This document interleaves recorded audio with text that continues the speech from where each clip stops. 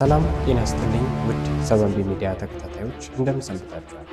የዛሬ ቪዲዮአችን ኦንላይን ላይ ሆኖ ወይም ደግሞ በቤታችሁ ሆናችሁ ፍቃድ ሳታወጡ ቤት ሳትከራዩ የራሳችሁ ቢዝነስ እንዴት መስራት የሚቻልበት መንገድ አንድ በአንድ እንነጋገራለን።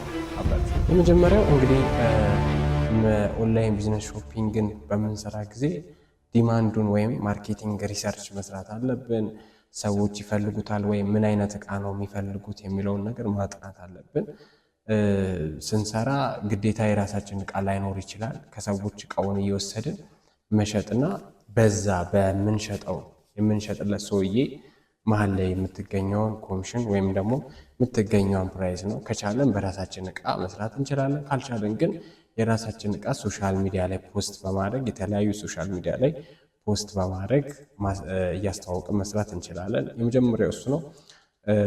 ማርኬቲንግ ሪሰርች ሲደረግ የትኛው ነው ከፍተኛ ፍላጎት ያለው፣ ዲማንዱ የቱ ጋር ነው፣ ሰዎች ምንድን ነው የሚፈልጉት፣ ፕራይሱ በትንሽ ዋጋ ገበያ ላይ ሊኖሩ የሚችለውን ነገር ምንድን ነው ብለን እንመለከታለን። ያ ዲማንዱን ማወቅና ማርኬቲንግ ሪሰርች እንድንሰራ ያደርገናል። ስለዚህ መጀመሪያ የምናደርገው ሰው የሚፈልገው ምንድን ነው፣ ፕራይሱ በትንሽ ብር መስራት የሚቻለው ምንድን ነው የሚለውን ነገር ካጠናም በኋላ ያንን መስራት እንችላለን። ማርኬቲንግ ሪሰርች ስንሰራ ወይም ሪሰርችን ስንሰራ ሰዎች ያልለመዱት ያልተለመደ አዳዲስ፣ ለምሳሌ ሁሉም ጋር ያሉ ፕሮዳክቶችን ብናስተዋውቃቸው ወይም ልንሸጥ ብንሞክር ሰው ላይ ገዛን ይችላል። ለምሳሌ የእጅ ሰዓት፣ ሽቶ፣ ሂውማን ሄር የተለያዩ እቃዎች ሊሆን ይችላል። ከሰዎች ላይ ወስደን እኛ በመሃል የምትገኘውን አሁን ጀማሪ ቤት ተቀምጠን ምንሸጥ ከሆነ የሰዎችን ፕሮዳክት ወስደን ፕሮሞሽን እንሰራለን። ፕሮሞሽን ከሰራን ለሰዎች እንሸጥላቸዋለን። በመካከል የምታገኘውን ገቢ ያለን ከዛ በኋላ የራሳችንን ቢዝነስ እየፈጠረን መስራት እንችላለን።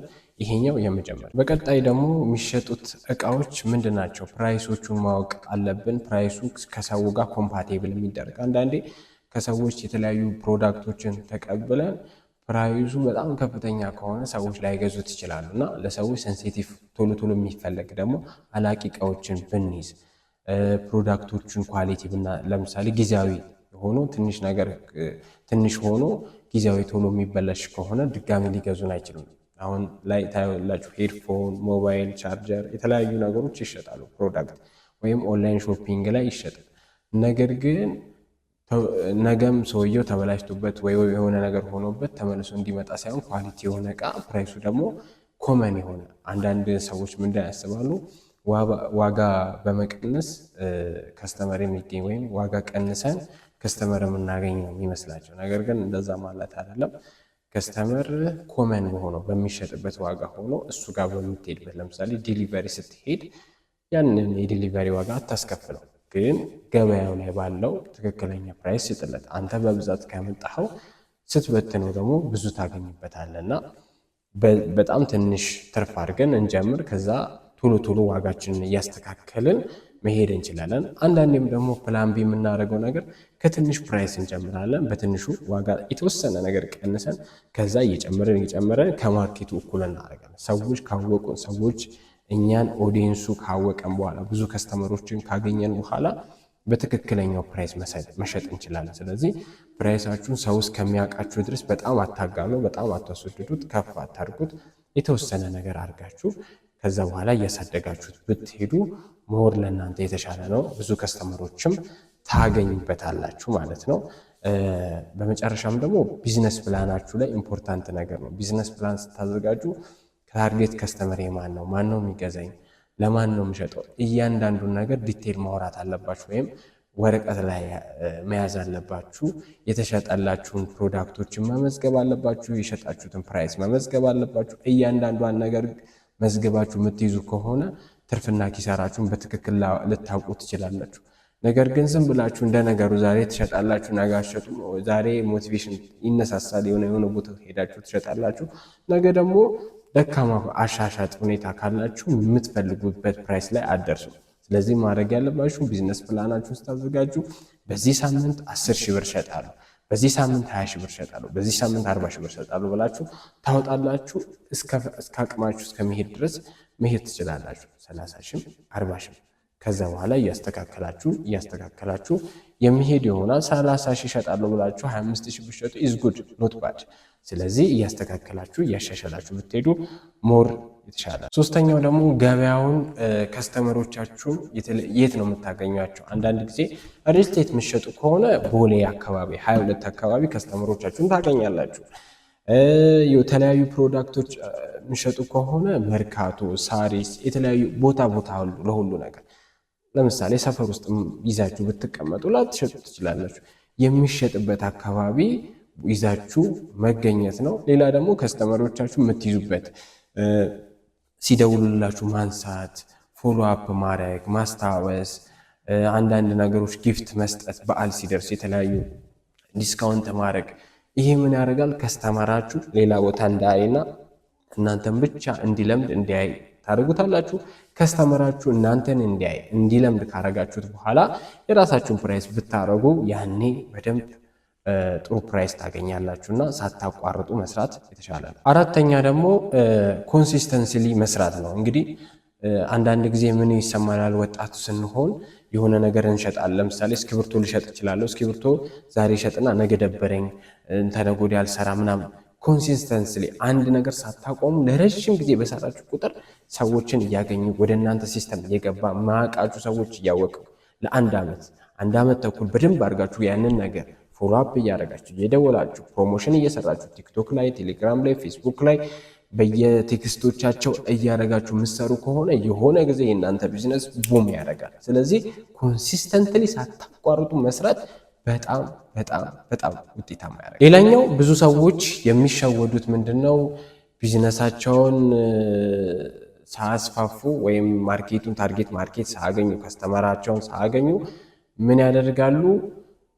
ሱቅ ይከፍታሉ፣ ንግድ ፍቃድ ያወጣሉ። እንግዲህ እናንተ ጀማሪ ናችሁ፣ ከዜሮ ነው የምትጀምሩት። ብዙ ቻሌንጆች አሉ። መንገድ ላይ ስትሄዱ ኢግኖር ትደረጋላችሁ። ማይሆን ነገር ውስጥ ከገባችሁ አንዳንዴም ደንቦች ምንም ልትያዙ ትችላላችሁ። መንገድ ላይ የሚሸጡትን ሰዎች ታቆታላችሁ። እናንተ በኮኔክሽን እና በኔትወርክ መስራት ነው ያለባችሁ። መጀመሪያ ላይ ፌስቡክ ላይ፣ ቴሌግራም ላይ፣ ዋትስአፕ ላይ፣ አንዳንዴ ደግሞ ሰው ሰልፍ ላይ፣ ቤተክርስቲያን ላይ፣ የተለያዩ ቦታ ሰው በሚሰበሰብ ብሮሸር እየበተናችሁ እንደዚህ አይነት እቃዎች አሉኝ ወይም እንደዚህ አይነት ሰርቪሶች አደርጋሉ እያላችሁ ማስተዋወቅ አለባችሁ። ጠዋት ላይ ብታስተዋውቁ ከሰዓት ላይ ለመሸጥ ብትሞክሩ ሞር የእናንተ ገበያ እየጨመረ ይሄዳል። ይሄ ምንድነው? ከዜሮ ለሚጀምር ሰው ነው።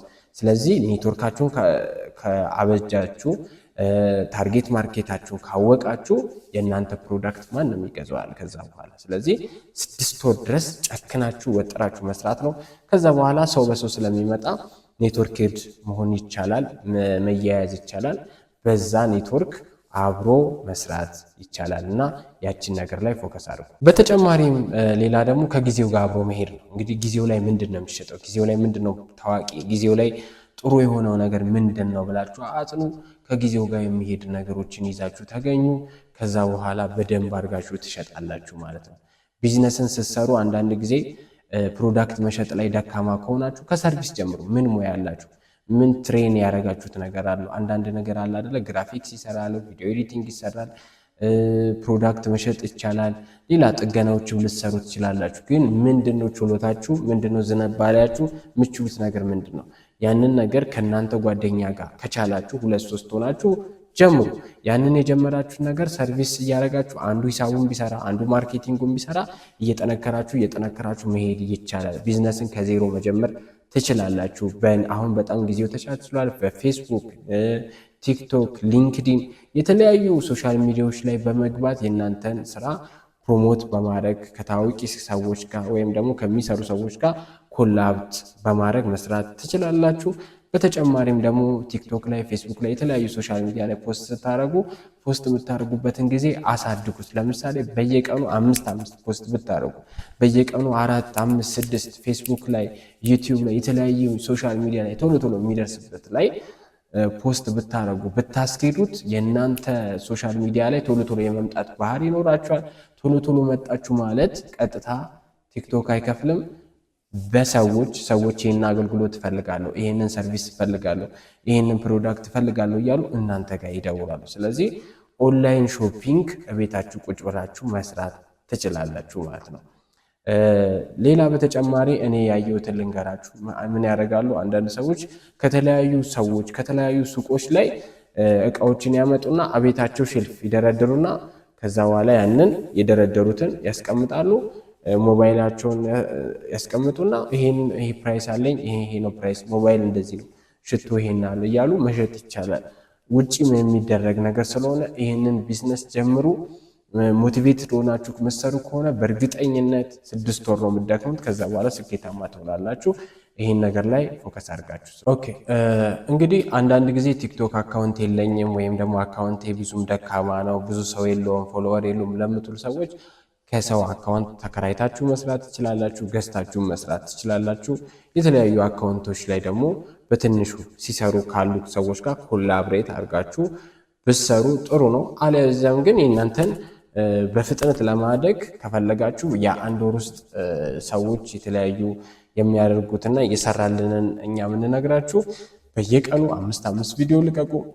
ሰዎችን አትራክት ሊያደርጉ ሰዎችን ትሬንድ ሊያደርጉ የሚችሉ ሙዚቃዎችን ከስር እያስገባችሁ ብታረጉት በእርግጠኝነት የእናንተ ቪዲዮ ቫይራል ይወጣልና ቫይራል ወጣ ማለት ደግሞ ስልክ ቁጥራችሁን አስቀመጣችሁ ማለት ብዙ ስራ ትሰራላችሁ ማለት ነው። ስለዚህ በዚህ መንገድ ውጤታማ ትሆናላችሁ። በኔክስት ከምንገናኝ ድረስ